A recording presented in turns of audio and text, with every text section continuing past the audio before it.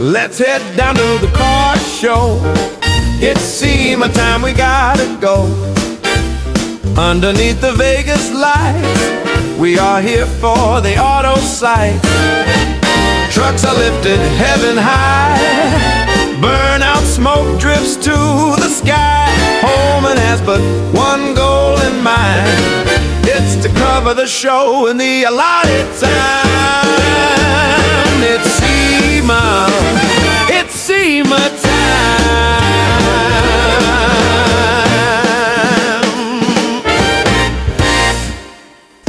The truck show, we're gonna show you what we know.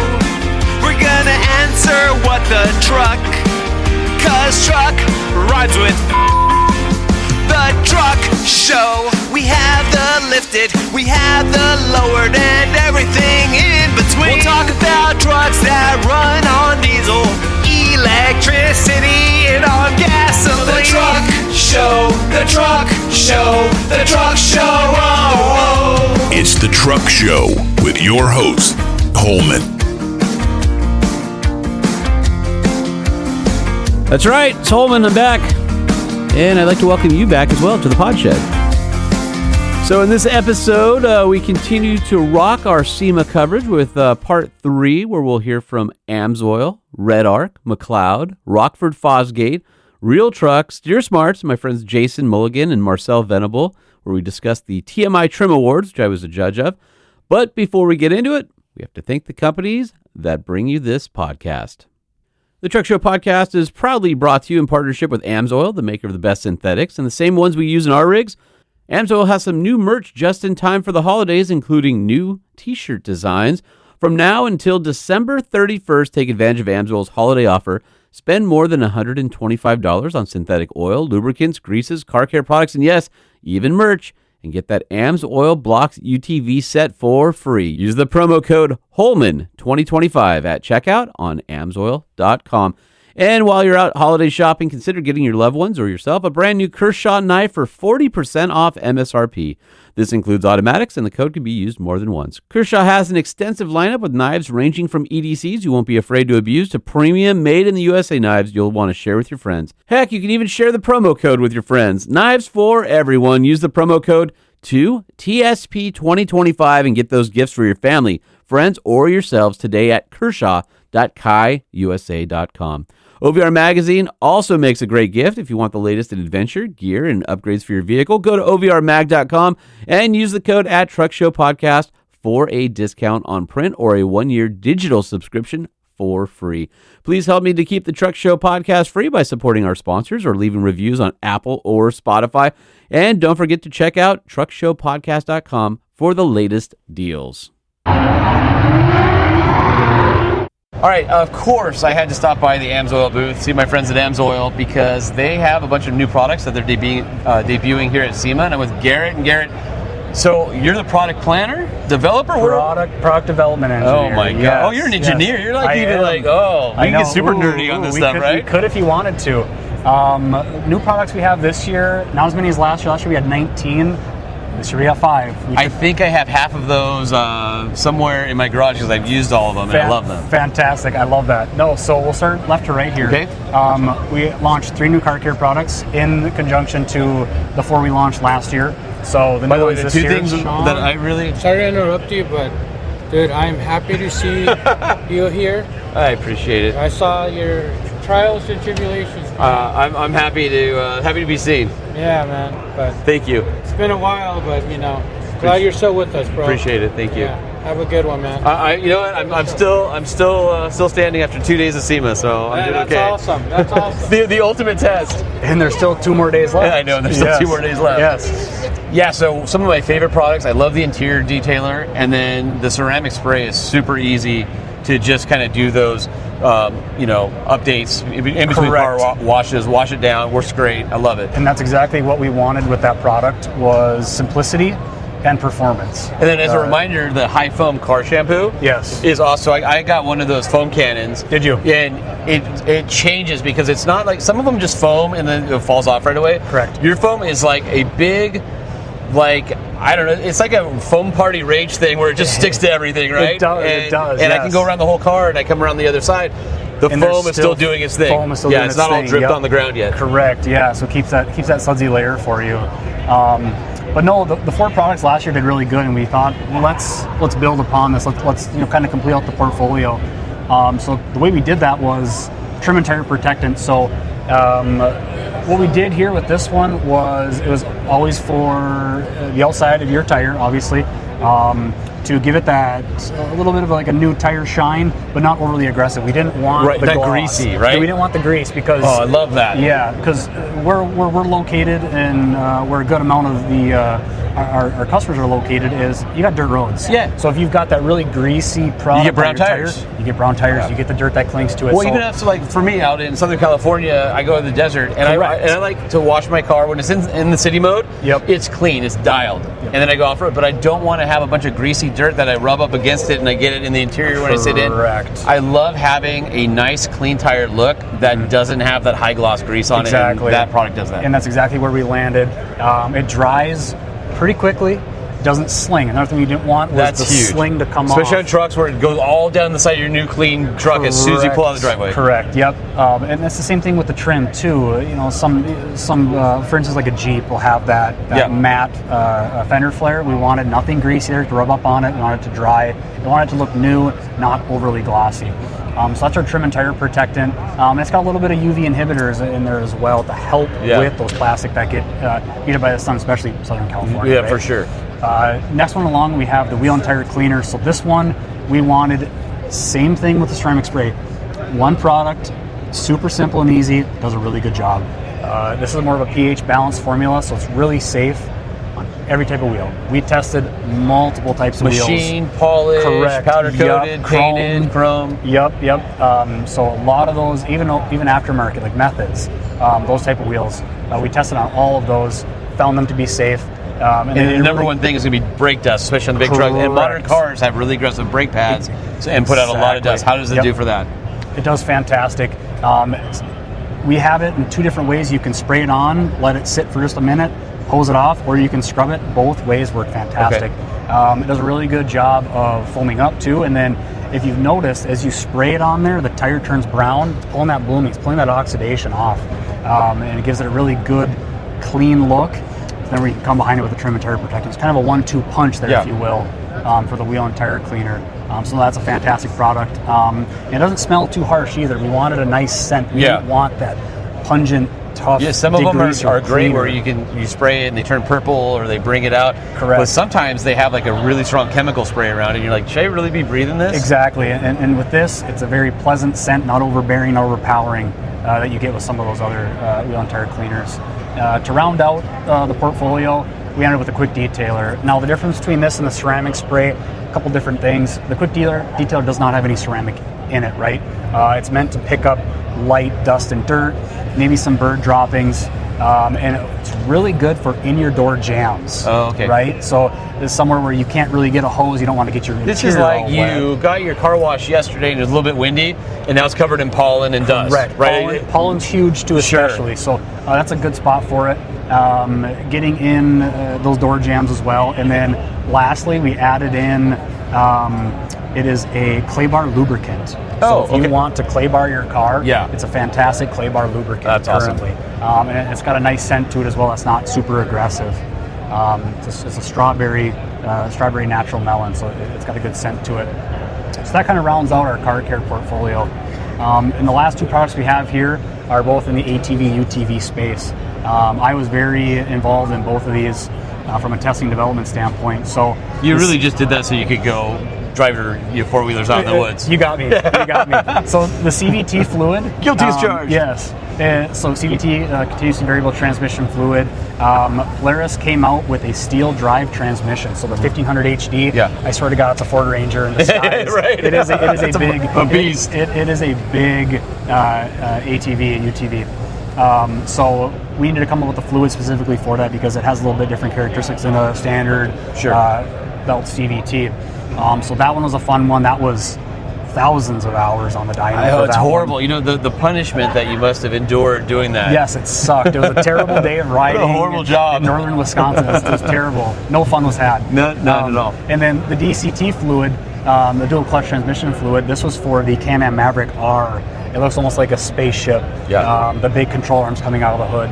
That one had a 7-speed dual clutch transmission, and I'm talking it is raw. It slams into gear. For sure. So that fluid especially went through a lot of development on the front end before it even hit the machine.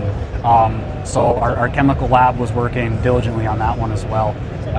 And that one was thousands of hours on the dyno as well to get that one dialed in, and it performed fantastic.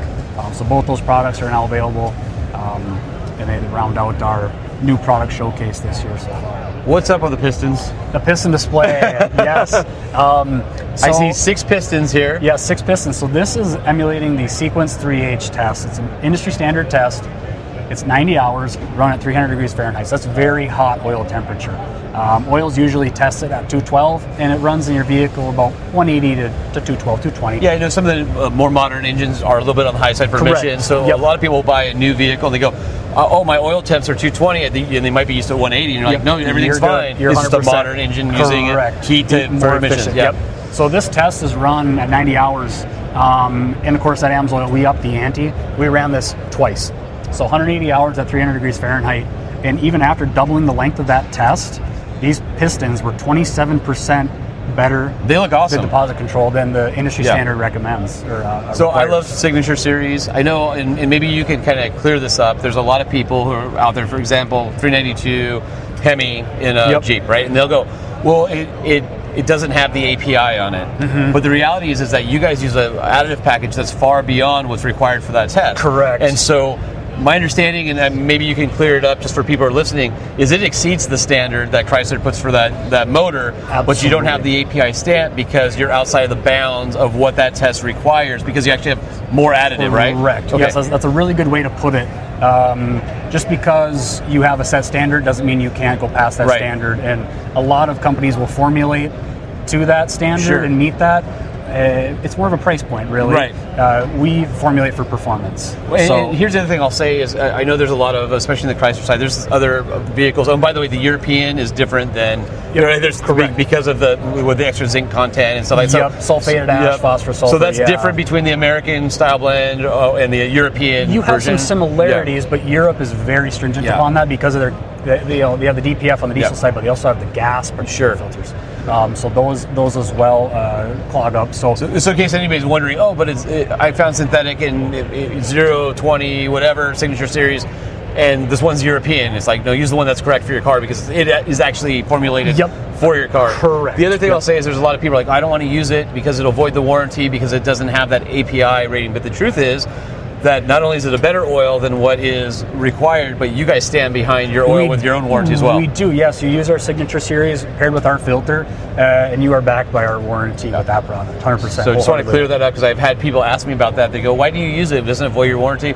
No, AMSOIL covers everything with this. Use their filter. Everything's designed to be beyond what the manufacturer recommends. You're good to go. You're exactly right.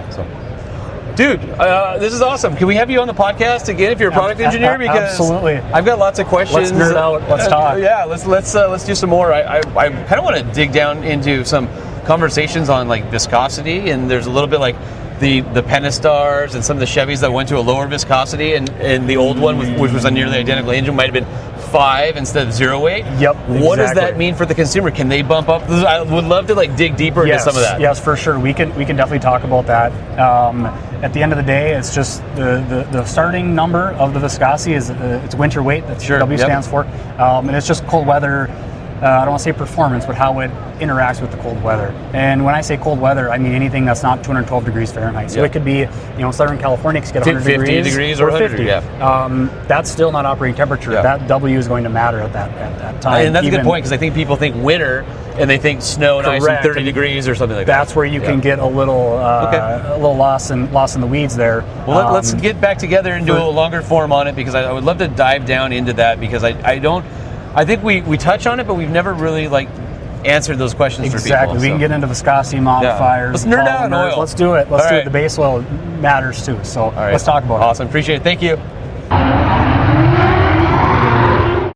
All right, I found myself in the Red Arc booth with Colt Fetters, and there's two products here that I think truck guys are going to appreciate. One of these, you sent me the early press release. You're like, hey, this is what we're doing, and I about fell out of my chair because we've talked about, Red Arc's been on the show before. We've talked about the power management systems that Red Arc makes. I'm a huge fan. I've had them in both my Jeeps. But before you would have to take the BCDC, which is the battery charging and DC solar, unit that puts power into the vehicle or uses your alternator or solar, whatever. And then you'd have to have a fuse block, and you'd have to have a shunt for monitoring, and then you would have to, just all these individual components that you would have to do to create the system. Like I would have my house battery system in the Jeep, and as we know, modern vehicles have CAN bus. You don't want to be tapping into it, and I don't want to use my fridge and then draw down my starting battery. So I've used Red Arc in the past.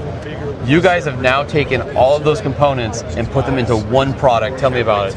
Yeah, we're just trying to make things simple for people, right? So we've got 3 new panels that are taking these existing products, putting them all together, wiring them all together to make consumers' lives easier. So all you're doing is taking a panel, you're selecting which one you want, and then adding a battery, and then you plug your fun stuff in there, done. So pretty simple. Before I would have to you get the BCDC, and the BCDC would have like not terminated ends. So then you'd add you'd solder your wires together, and you run them to where you needed to. You'd run them to power from the battery from the car, a trigger wire for the alternator, so you had this smart alternator.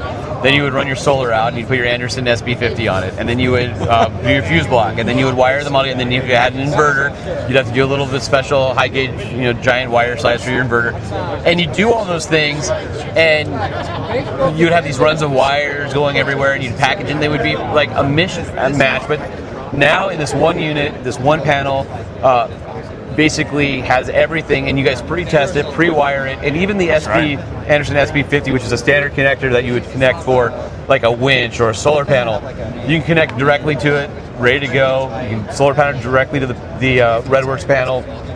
I'm like so blown away at the simplicity for the average person. Yeah, that's what we're trying to do.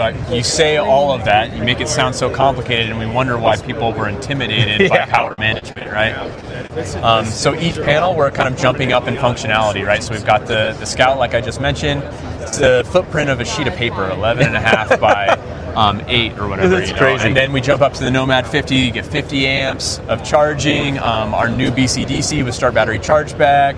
We have 10 fuse spots, a smart battery monitor so you can see how much battery life you have, and then we jump up to the next version, which gets you access to the TVMS Rogue and the Red Vision display with all of the information you could ever want. Right? That's amazing, and it's going to make it so much easier. It's going to be a game changer, I think, for a lot of people who have considered power management before, but were, to your point, intimidated, or they didn't want to pay somebody, because it's a very labor-intensive process. Yeah. And to find a good wiring guy is not cheap, right? And so they're going, well, I could just go get one of those portable battery boxes. I'm happy with it. Yeah, but it's not part of the vehicle. You got to bring it in and charge it. It's heavy. It takes up space. This is a pretty flat panel. It's about 3 inches tall, and if you can mount it in your car and make it part of your car, you no longer have to carry those portable batteries and remember to charge it, because it's always going to be ready to go. Yeah, and my favorite thing about dual battery systems compared to a portable battery is your rate of charge when you're driving down the road. With this 50 amp charger, and you've got 100 amp hours of battery, you're charged up in 2 hours from flat to full. And if you think about it, a standard, let's say it's a Dometic fridge, that's the new CFX5s, on average, probably 0.8 to 1.2 amps per hour, something like that. That's a lot of fridge runtime if you have a 100 amp battery. Totally. Right? You're a couple days, and if you can fire up your vehicle or plug in a solar panel, and by noon you're fully charged up, ready to go, and your vehicle hasn't missed a beat, that's incredible. So, great product. I'm super excited about this. I'm going to send you all sorts of emails from my OVR account and be like, hey, I got a project. But this is game changing for a lot of people. And then over here, for the rest of you truck guys, there's another product, and this is one that has been talked about for a while and dabbled in, and then I saw the press release come out and I go, wait, I know about this. What's new? And it's like, it's finally launched. We're here, right? Yeah, we finally launched the Tow Pro Link, so part of the Tow Pro series. Again, in the vein of making things simpler, this Bluetooth controller is plug and play. So you plug one end into the 7-pin of your truck, you mount the controller up underneath your truck, and then you plug the trailer into the other end of the 7-pin, and you're done. So you can Bluetooth straight to your phone, but a lot of people still want something physical. Sure. There's a safety component to having a physical control inside of the truck. And so you've got a USB powered remote that Bluetooths to the back, and so you still have something physical. You can control gain or do a sway stop. Really great controller that has an off-road And you can mode. hit the sway stop basically while you're driving. If you feel the trailer kind of That's coming exactly at you, right. you hit the button, and it's going to pulse the brakes to kind of bring the trailer back in line with the tow vehicle. You're exactly right. And that'll happen automatically too. This has got a 6-axis stabilization sensor in it. But there's sometimes that you might sense that before a sensor does, even though it's 6-axis, and that's better than most things on the market. And you might want that manual control as well. Yeah, it's pretty awesome because there's a lot of trucks out there, especially like the midsize class, that don't have an option for a trailer brake Exactly controller. right. And even if you get, a lot of people are like, I don't want the really expensive, premium platinum, whatever, Super Duty Ram, Chevy, whatever it is.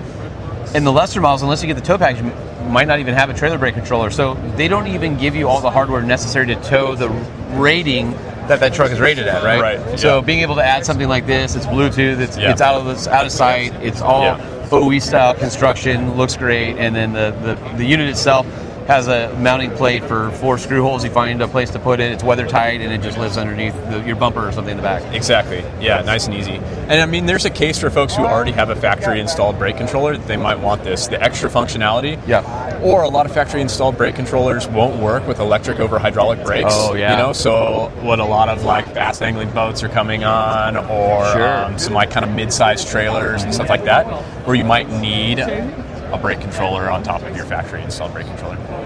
Man, look at you guys. Red Arc, just like doing the Lord's work for truck people. Oh, we're glad you think so. I love your products. I've been a user of them for a really long time. We've done install articles, but I've used them in the worst of conditions, and I've never had a Red Arc failure, and they've just made my life easier and being able to do the things I love. So I appreciate it. Great brand, guys. If you want to find out more, redarcelectronics.com. Is that That's the right. US? Yep. Yeah. And by the way, Red Arc is an Australian company. And Red Arc does a ton of their management for battery. They've been doing a ton for the overlanding market and commercial markets in Australia. They're not a newcomer to the game. They've been around for a long time and make a really quality product. So, Yeah. Thanks, Sean. Appreciate you. Thank you. I am standing here in the McLeod booth with my good friend, Will, Mr. Clutch Beatty. How are you, sir? I'm doing well, my friend. How are you? It's good to see you. I'm doing a lot better than I was. Yes. Obviously, McLeod makes a lot of transmission stuff. You guys work with companies like Tremec, and you have your line of clutch products, and you also have torque converters, automatic transmission. I mean, you guys just do the gamut. Yeah. Driveline company. Yep. And so we'll start here. This is a table where you're displaying the JL clutches. I see some new hydraulics sitting on the Yes, table. sir. Those are new hydraulics for either JK, JL, but this one here is for the JL. Okay. And that was actually one of the key components to making the new JL clutch work. And we can talk about that in depth later, but it's... So we know that there have been some issues with the clutches, but there's also a lot of misinformation out there about 100%. that. So, and I know you guys put together like a media guide of sort of walking through what the issues are, what you found, and so we'll get you back on the podcast for a longer form. Okay. But I just kind of wanted to hit, like, what are your new products at SEMA? What should we be looking for? And Off-road related? yeah, off-road truck. Well, we got all kinds of, over there's all our single disc line, and the Adventure Series was something we came up with. Yeah. And that was directed strictly for the off-road market, and that's what we developed when we first came on board. So, we got all kinds of off-road Adventure Series products for anything.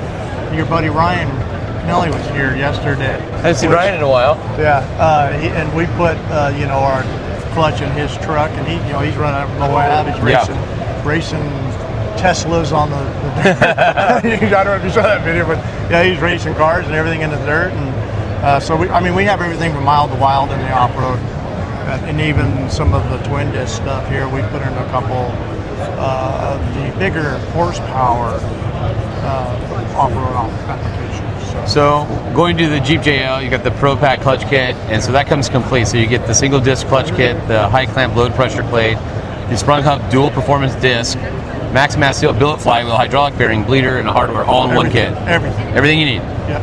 There's nothing else you need in that kit. What's the clutch cooler I keep hearing about? Because I feel like that's something that people want to know about. So a clutch cooler is one way for us to evacuate that hot air, that stagnant hot air sitting inside the bell house. And the clutch, obviously, it's going to generate heat. Every time you slip the clutch, you're generating heat. It's connected to the back of the engine, which obviously is, 200 some degrees, 180 to 200 degrees. Not a lot of airflow through there. No, there's not. And one of the things we want to do is cool that clutch down, because the number one killer of clutches, not and everything, is heat. Sure. So if we can cool that air down, we can cool the clutch down and prolong clutch life. But it also works well for the hydraulics, because hydraulics are usually the first thing to let go with heat, and that we can cool that down. And we did some testing in the sand car market, and we reduced the bell housing temperature 50 degrees, which is substantial. That's a lot. That's a lot.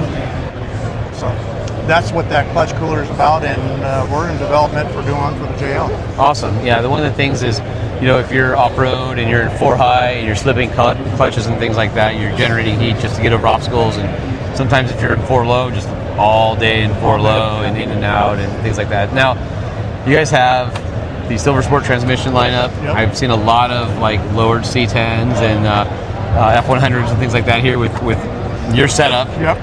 And then also on FTI on the converter side, you and I talked about a new torque converter for more off-road centric, lower lockup. Yep. Is that still a thing for the 8 HP? Yeah, it's all done for the JL. For your little Hemi. Yeah. Well, it's funny. Hemi. So that's one of the things is on my 392, both the old one and the new one.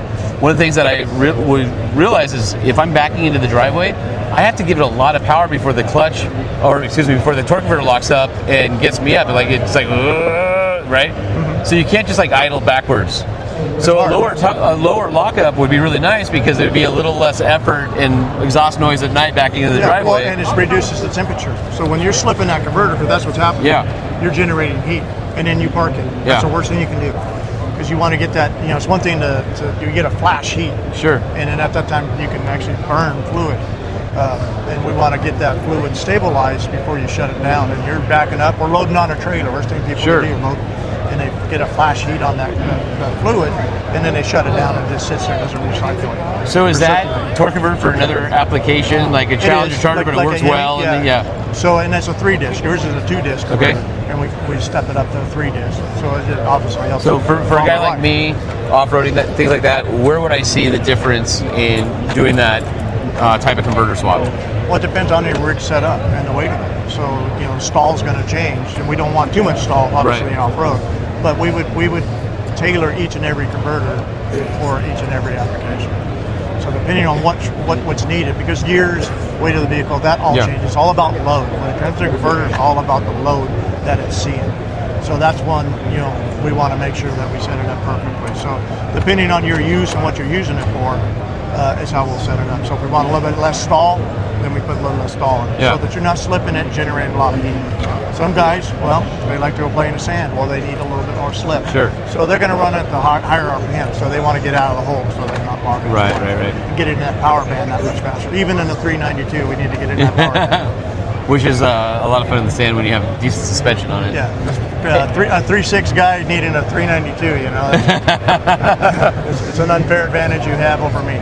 Well, listen, the 392 is the only vehicle I've ever bought new that wasn't a manual transmission. It pains me a little bit. I know. And I love it. I love the vehicle, but I miss shifting my own gears. We have Silver Sport transmission. We can put a manual in that thing. Never say it can't be done, because it can be done. Well, if you do a 392 manual conversion kit, then call me, because I might be first in line for that. I have no idea how freaked out the vehicle would be if we were to do something like that. It'd be very angry. The electronics would not be happy. No. Anything else truck related in here that I can tell my awesome listeners about? I know you guys have a lot of great diesel products but I know, with the advent of the newer vehicles, obviously more automatic transmission, but you still have a lot of great for Cummins and power stroke, all that stuff that hasn't been touted in a long time. Still great products for the diesel market. We have all that stuff, and it's all good product. And I'm a diesel guy, but I'm an automatic diesel guy. So Not too many manual Mr. diesels Clutch left. drives an automatic. Well, The truth comes out. Duramax, if it was a Cummins, it'd be a different story. Guess you can't really make fun of me anymore, can you? Well, thanks for spending a few minutes with us at SEMA, but seriously, let's have you back on the podcast because I'd love to dive into the Jeep manual transmission thing because I had that transmission. We did stuff to it back in your former life. It's still going strong. I love shifting for myself, and if there's a solution out there or you have some insight for folks who have that setup, I would love to talk about it. I'd love to tell you about it because there's a lot to be told, and I think there's a lot of misinformation out there. All right, well, let's make it happen. All right, bud. Okay, so you guys, if you're in the truck and especially the Jeep world, you probably know Steer Smarts. They're one of those special aftermarket companies that have maybe a little secret because they have a little OE connection, which means they make really high-end quality products that are going to be durable. They understand, rubber, durability, salt spray, all the things that you have to do to have durability OE cycle, and they're selling in the aftermarket. There's a few companies like that, but not many to the standard. And I was walking through new products and I saw that you guys have a complete chassis solution that you're introducing at SEMA this year for the Gladiator. So I'm with Jay Velthoven at Steer Smarts, and I'm in the booth right now, and you actually have the chassis out, and I really wanted to walk through. What were your thoughts behind it? What are you changing? Everything is like one cohesive bundle, or you can part out individual components if you wanted to. Yeah. So what we did is we wanted to start with the complete comprehensive chassis overhaul, essentially, for both JL and JT. We offer it in a 2.5-inch lift or a 3.5-inch lift package. It's not just a kit, so it's an entire chassis system. So what we wanted to do is design specific vehicle handling dynamics. That was kind of the overall target, is to get something that handled really well in the street, still very capable on trails and off-road, but really something that somebody could daily drive every day with limited body roll, that could go on on-ramps doing a better rate of speed, not feel like the vehicle wants to tip. Still run a big tire, so run a 35, 37, 40-inch tire. And again, just firm up the steering wheel feel. Yeah. Make evasive maneuvers a lot more acceptable without having rollover feel. On-ramps, just really tighten everything up. Basically take the Gladiator and do a holistic approach, touching everything that needs to be touched so it all works together. Because a lot of times, we know in this industry, you buy stuff as you either have money or as your budget allows. And so you don't always have a cohesive solution to what you're trying to get at. And you guys said, hey, we're going to take the guesswork out of it. We're going to put everything into this chassis kit, and all the pieces are designed to work in harmony with each other. Exactly. So what we did is we started with front-end steering. So we have the Steer Smart steering package up front. That's tie rod, drag link, sector shaft, support brace, all the stabilizer and relocation. We want to relocate that up a little bit higher. And then we did front and rear track bars with that. We also did our tune coils. We have a couple shock variations. We have our base kit is a 5100 shock, and then the optional 8100 Bilstein for somebody who wants something a little more aggressive. Sure. And then we also did tune sway bars as part of that package as well. So again, full system engineered to give you one specific ride and handling package. But then also these components are available individually a la carte. So somebody who just wants to build it as they go, but have the peace of mind that all the components are going to fit perfectly and optimally react together to give you that specific vehicle dynamic package as you build it. So these springs complement those shocks, complement those sway bars. Everything's proper rate, proper clearances. Again, to a minimum of an OE standard when it comes to coatings, when it comes to fitment, even down to the nuts and the bolts. It's to a Stellantis chassis MagniCoat specification, so it looks just like the factory bolts. Just really wanted to go really to that extra distance to make sure it's really good quality stuff. I think it's awesome. If people want to find out more about this kit, steersmarts.com? Steersmarts.com, or we also launched this under the Romer brand. Okay. So Romer Suspension, that's ROMR suspension.com. So either one will get you there. Cool. Thanks, Jay. Yeah, thanks, Sean. Okay, I'm over with our friends at Real Truck, and they have this booth is always giant and always has a lot of different vehicles to show off all the applications. But a lot of products got released this year. I'm with Adam Donahue. And Adam, you want to walk me through, because I don't even know where to start in the booth. Absolutely. All right, so we've got a new MX4 that we're looking at here. This is a hard folding cover. And what's new and unique about this product is that we've got a new paddle latch. Oh, it said it used to be a cable, right? Cable, yep. We've improved that to a paddle latch, makes it a little bit easier to open. Yeah. This product actually has lift-assist technology to it. So when you open the cover, one of the main challenges is it gets heavier as you fold it go towards back, the cap, right? So in this one, we now have a torsion bar built into the bottom of the cover that makes the overall lifting of this significantly easier and lighter weight. Yeah. And this is particularly impactful as you think about longer bed lengths and 8-foot beds. 8 foot with a folding, Correct.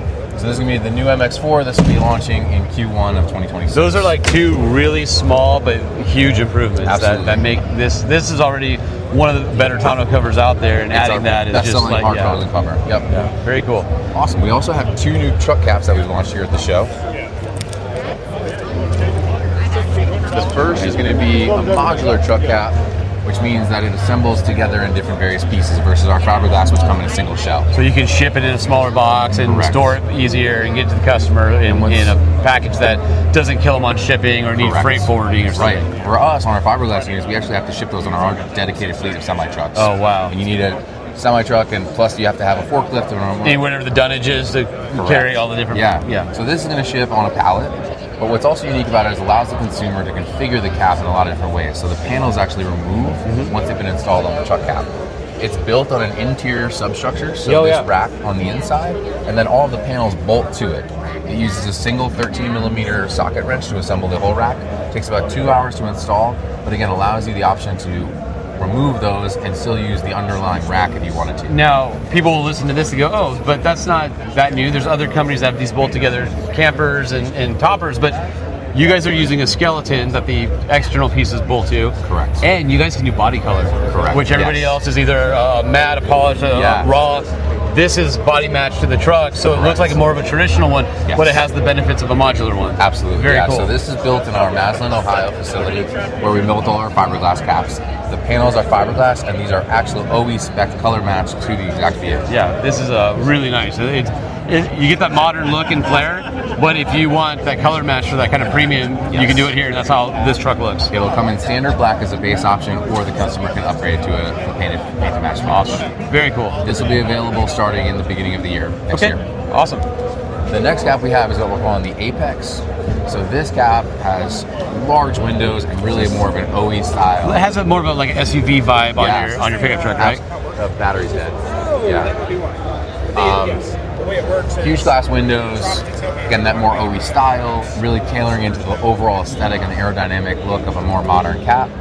It also has the ability to have what we're calling the Invigilat system, where you open the tailgate and the rear latch opens up automatically. So it's a one motion deal rather than having to lift it and then do the tailgate. Exactly. That's very nice. More seamless design, more integrated with the overall vehicle.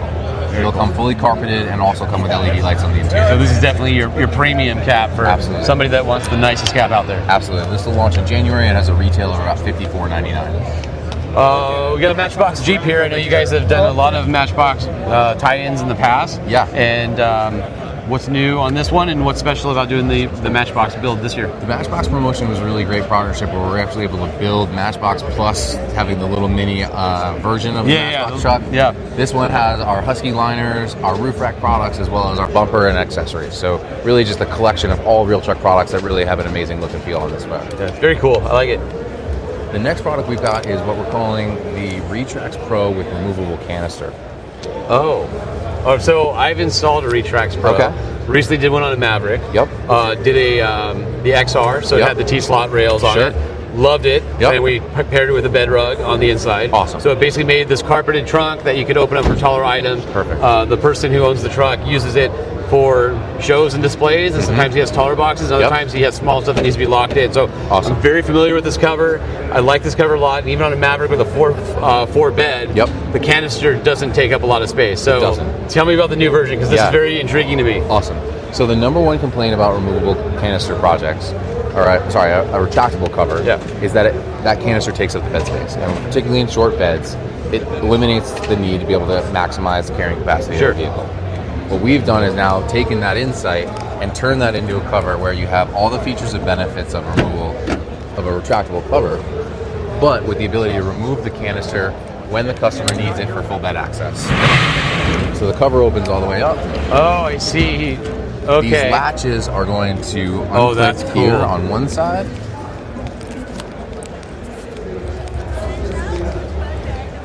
Pop open on the other. Canister slides forward slightly, and you're able to lift it out and remove it completely. So if you're listening to the podcast, think of the rails that have the tracks or the channels that the slatted portion goes on. When it gets to the canister, there's a break in the rail system that has like an interlocking tab. And on the T-track, where you would mount accessories such as crossbars or the truck tall bars, there are handles, and you can pull the entire canister while leaving the rest of the rails behind, so you have full use of the bed. Absolutely. That is, who thought about that? That person who gets a raise, is that you? Not me, I can't take credit. That's our engineering team. Sorry. The other thing is that the canister is wrapped in our bed rug material, which protects it from not only when they remove the canister and it's stored in your garage, it also protects the canister from when you've got gear inside, or protects gear from banging up against it. When you have that material, now you can add the bed rug and totally complete the inside of the truck to get a really nice finish. The other product we have on this is in that T-slot, we've got a new low-profile rack system with a quick-release mechanism. So you press the button on the inside, you can remove the racks when you don't need them. And then you have kind of a tie-down on there as well, right? Because it leaves the little bar pin behind. Yep. So perfect for mounting bikes, kayaks, very smart. Cargo boxes for skis, and everything is super accessible because it's not so far up on the top of your truck. Very cool. The last two new products we have are two new retractable covers. And these are going to be built off of an acquisition that the company made called Mountaintop. So these are going to be built in our Alabama facility. We've got the MRC 3000 and the ERC 4000. Nice oversized handle, spring-loaded locking mechanism. It's more like a tailgate handle or door handle size on the. So there's no, if you have gloves or you have your hands can't reach for the little pin or the little pop locks, this is perfect because it's more like a door access. Large access, easy to use. Flush mount design, so it's super low profile, includes the T-track so you can add optional accessories. And this has one of the smallest canisters in the market, again, to maximize that bed space.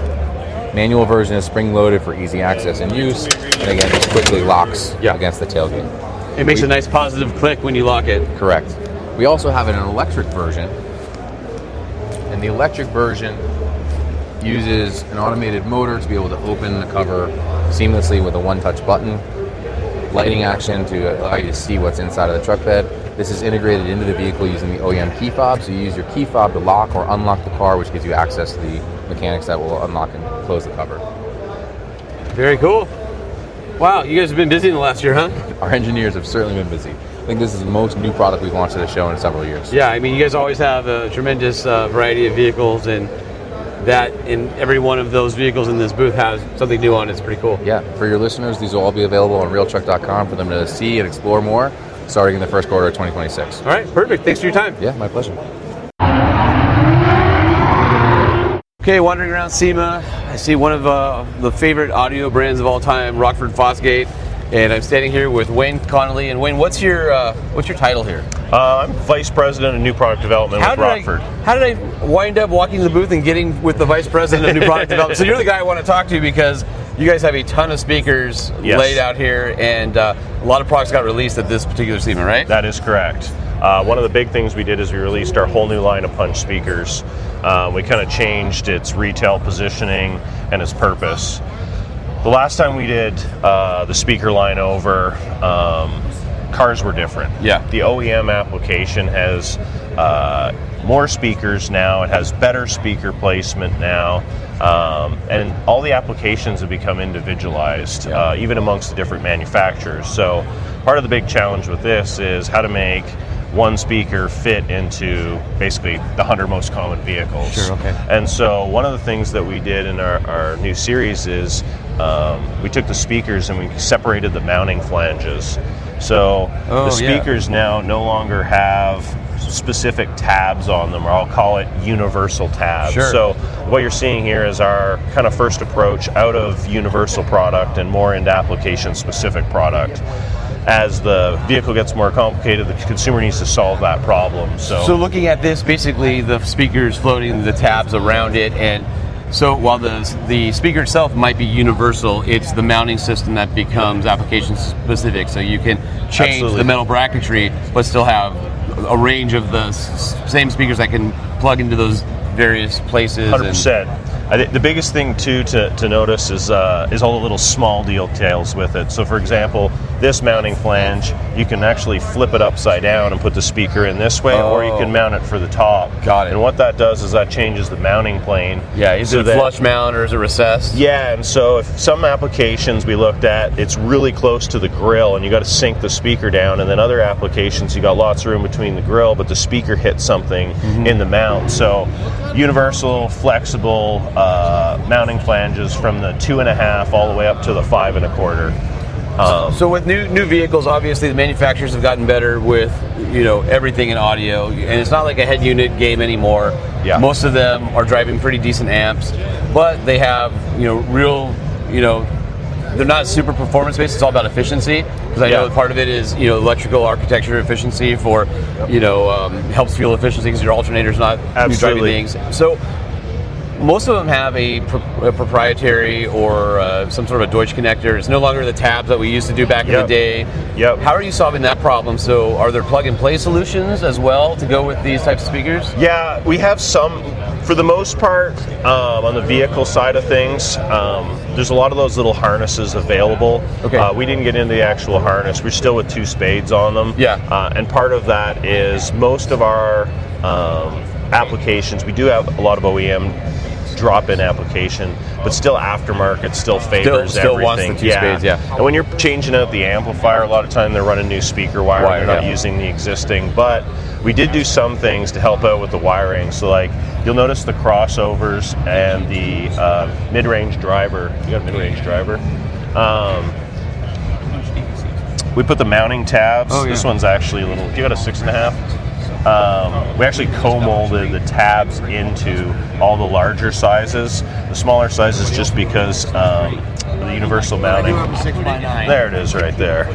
So a couple things to look at. First of all, we've co-molded the terminals into the plastic, so they don't have a little tab. They're not on tab that can bend, so up and down. All the big speakers, everything's melded in. It's very, very secure.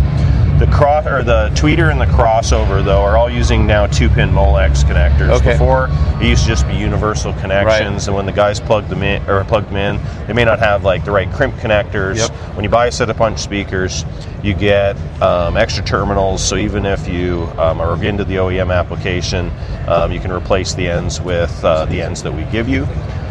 On the larger speakers as well too, we include a motor cover that's removable. Oh, yeah. Once again, if you need that little bit of extra depth, you can get it by removing the motor cover. All installation, all application.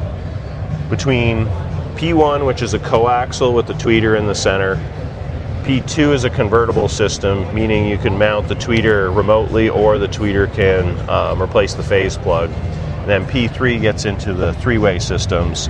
There's a solution for every vehicle, no matter what make, no matter what model. Most of these will drop right in. Awesome, and they still have the that legendary Rockford Fosgate hit on them? Oh yes, yeah, there's a focus on mid-bass. Yeah. The top end is smoothed out on these a little bit from previous, and then we did a lot of little just intricate install things, even the crossover on the 3-way systems. Normally this is the biggest crossover because you have a mid, a tweeter, and a full range, and so the application has now changed once again. It used to be always like the tweeter in the door and the mid-range below it, and they'd take this big crossover and mount it in the door.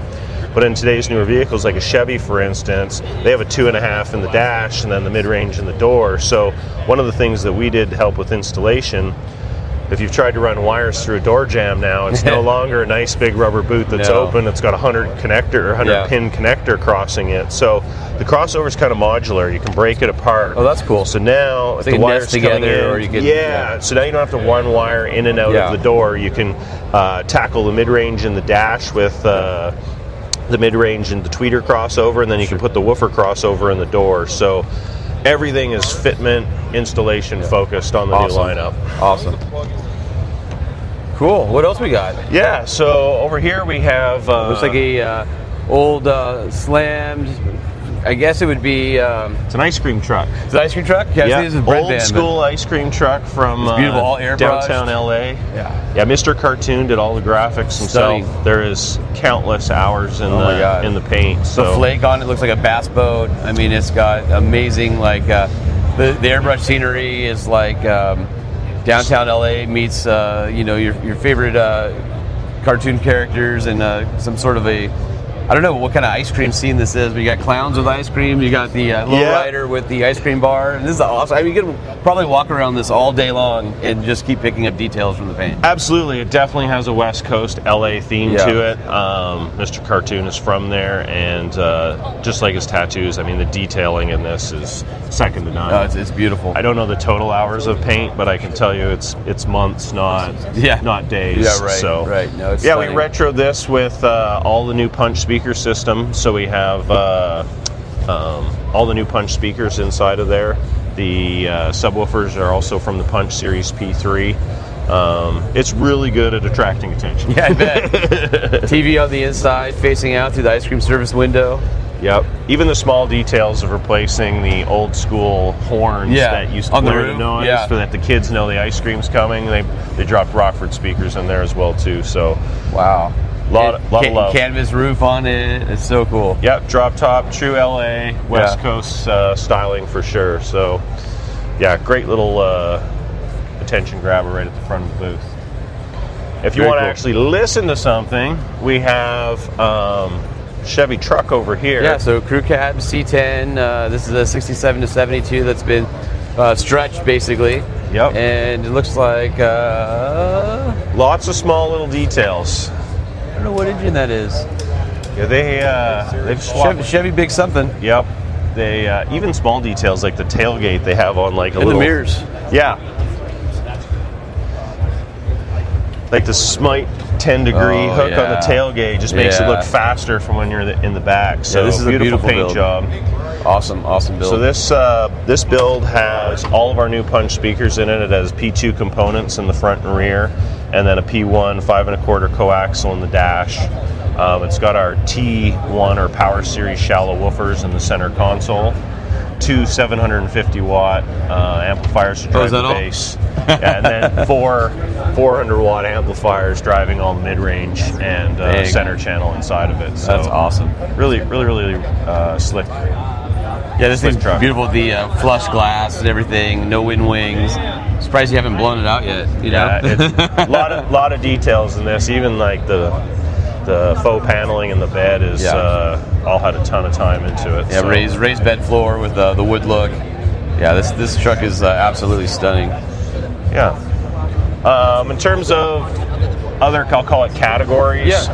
This year we are releasing an aftermarket system for the Pro XP, for the XP and the XPS razor. So kind of the entry level or gateway razor, we'll call it.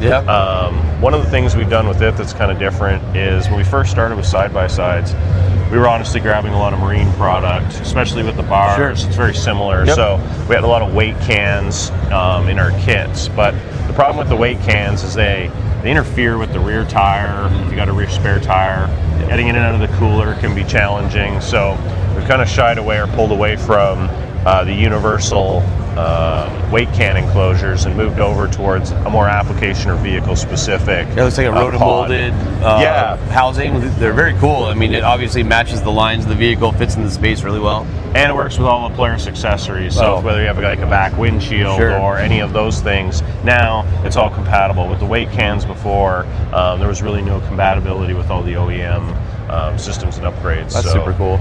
Really good. Harley Davidson.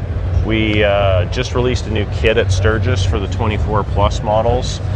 We have a cut-in bag lid kit that's been updated, kind of a different style. Now, going to Harley, I think, if I'm not wrong, I think that your logo is the only non-Harley logo on some of the vehicles, and your sound system that comes from the factory absolutely motors on that thing. Yeah, there's on a road glide or something like that. There's not a lot held back anymore on the motorcycle. Everything down to 10-inch subwoofers that are easily removable in the bags. But no, it is a partnership. You see, we got a couple of the race bikes here. One of the really cool things when CVOST is sweet. Yeah, when a Kyle went bike. on the race bike, on the podium, we actually had a system installed in it. So it was a cool experience. Did he play "We Are the Champions" when he was up on? There was a couple good songs. I think it was Eminem was the one that I heard, but that's awesome. But it's good. So yeah, so even on the race bike here, that is the actual one that won the championship. We got some music even on that. So love it. Well, right on. Yeah, that's mostly everything that's new from us this year. We're going to continue on kind of expanding our system categories or offerings. Rockford's typically, I would say, one of the leaders of breaking into new spaces where we do a really good job of following our customer, their lifestyle, and where they listen to music. And as you can see from the booth, all these different categories we've extended out to. It's really been over the last, 10 years. Yeah, I mean, you just look at the diversity of vehicles. You've got the motorcycles, you've got the side-by-sides, you've got the Slam C10, fully custom, you got the ice cream van. I mean, you can just see the diversity and then all your tables with the product. If people want to find out more about Rockford Fosgate, where's the best place to go? RockfordFosgate.com, also the YouTube channel. We are really good at posting open box videos as well as installation videos. Awesome. So all the kits pretty much for all these are all plug and play. They're designed for the guy at home in your driveway with a few hand tools. We like those guys. I love those guys. That's where I come from. I was that guy. Yeah, so. Awesome. Well, appreciate your time. Appreciate it. Thank you very much. Hey, it's Jason and Marcel. What's up, guys? How's it going? Hey, how you doing? All right, so this is like the 27th time I've seen you guys, but mostly because we were all together judging for TMI again this year for the Trim Awards. Yeah. And I just wanted to touch base and talk to you guys. And it would be weird if I was like, oh, and then we do this. So now that I have you guys here, right. Let's talk about the ones we like, the winners, and some of the trends that we're seeing in the interior space. Well, I think the first trend that we're really seeing is we're seeing a lot more 3D printed parts. For sure. You know, to me, I think that with technology, we're seeing a lot more cleaner builds, but also a lot more faster builds. Well, and then so I would say that clean, yes, but you're losing a little bit of like that organic touch. Like some of them feel cold, and they like the hand done interiors because of the shapes and everything. They feel like inviting. Some of the new ones are a little bit sterile, even though they're badass and they look good and the technology's there. They just feel like a little bit sterile, like you took a step back from not from quality, not from innovation, but just from wanting to sit inside of it. Well, I did notice that there are a lot of those that feel very sterile and new and maybe don't match that fact that it's a 55 car or with truck two on the big outside. square screens and But I did notice on even several of the ones where you look in it and you would think it was a really high-end interior from the 60s. You look at like the door panels, they 3D printed those, but they did it well enough so that the aesthetic matches all of the classic look of it. Yeah. So it's like it's just using a new technology, but it still takes a design eye and all that to make it look good.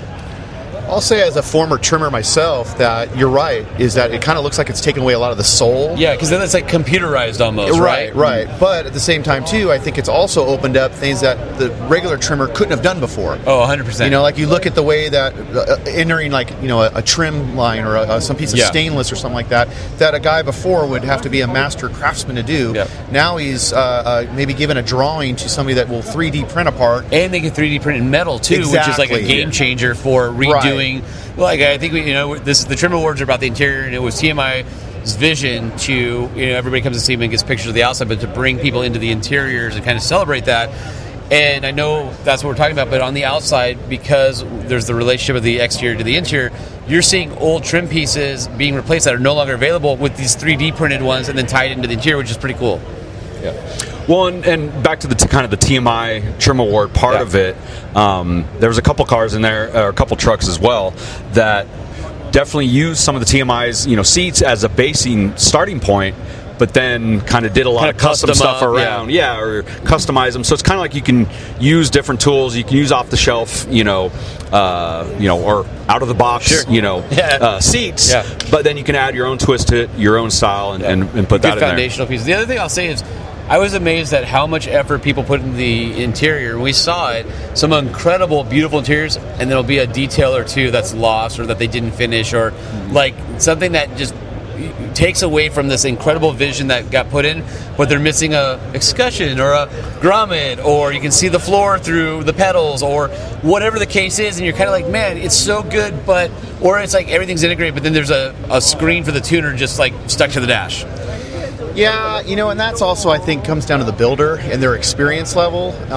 Also, too, how that person pays attention to detail, or even how the vehicle was originally manufactured, because some of those things might be avoidable, but some of them might be something that, with some ingenuity, that people can fix on their own. Yeah.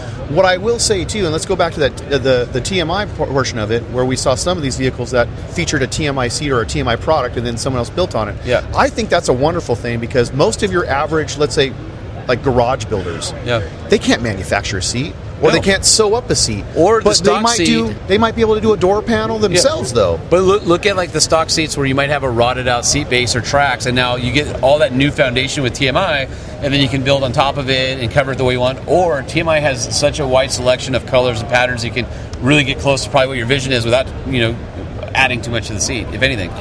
Well, and TMI you can use your material and bring it to them, or you can also get extra of their material to use on other parts, like a subwoofer box, something like that. So you're basically be able to do whatever kind of custom vision you have and use whatever tool.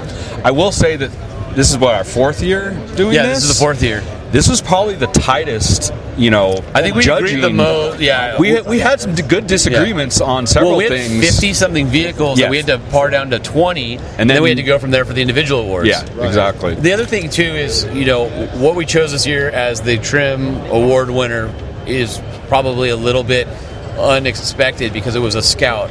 Right. And we fought over it because we're like, oh yeah, that'll be the best truck interior. But when we saw it in person, it was so flawless.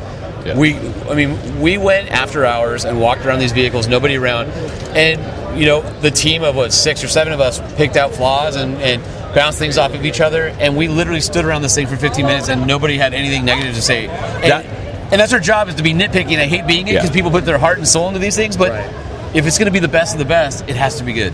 And that's the thing, you can't, if it's going to be the best interior of SEMA, it has to have all the elements, and it can't have a flaw, honestly, because that was basically the thing. Yeah, once we started looking around it, like, okay, can anyone pick out something that's either a flaw or they don't like in this? And none of us could say anything on that. And that was a really hard thing, because, guys, it was a Scout. It was a Scout, right? So, I know people listening right now are thinking, like, you gave it to a Scout? But when you see the Scout, it makes 100% Yeah, it was reason over for the doing that. Roadster Shop chassis booth, and it was flawless. And the vehicle itself was beautiful, and it was cool, and I stand behind it. But I wanted to hit you guys up because it was fun to talk through this stuff with you guys as judges, but share with the audience here like what our thought process was. Yeah, it was really fun doing that this year. It was really fun doing all the years, but it was great to have you again back with us and doing that, and we look forward to doing it again next year. Right, Jason Milligan, Marcel Venable, Auto Revolution. Where can they find you guys for your content? Just check us out on Instagram, Auto Revolution, autorevolutiononline.com, Auto Revolution on YouTube. Got different podcasts as well. Car Guy Confessions, Influence and Impact. And if you have an 88 to 98 Chevy truck, check out obsclash.com. There you go. We've all been magazine guys together or industry guys for like 25 years, so it's fun when you can still work with your friends and people that you've been doing stuff with. I mean, the things we do together now are different than we used to, but we're still doing it together, and I appreciate it. So happy SEMA. Good to see you guys. That's fantastic. Thanks, Sean. Thank you. Well, that's a wrap for part 3 of our SEMA coverage, but we've got some more coming your way soon. Thank you, AMSOIL, Kershaw Knives, and OVR for making this show possible. The Truck Show, the Truck Show, the Truck Show, oh, oh. And if you can't remember our promotions, it's super easy. Go to truckshowpodcast.com and go to the Featured Products tab, and we've got all of our current promotions listed there, and including the ones that don't sponsor the show, just the ones that are our friends that want to give the podcast listeners a good deal. So check it out. Plus, we have all the ones from AMSOIL, OVR, and Kershaw Knives as well. Don't forget to leave me some feedback, truckshowpodcast@gmail.com, or leave a message on the 5-star hotline, 657-205-6105. Let your voice be heard. Be part of the show. I want to hear from you. Anyway, that'll do it for now. Can't wait to do it again soon.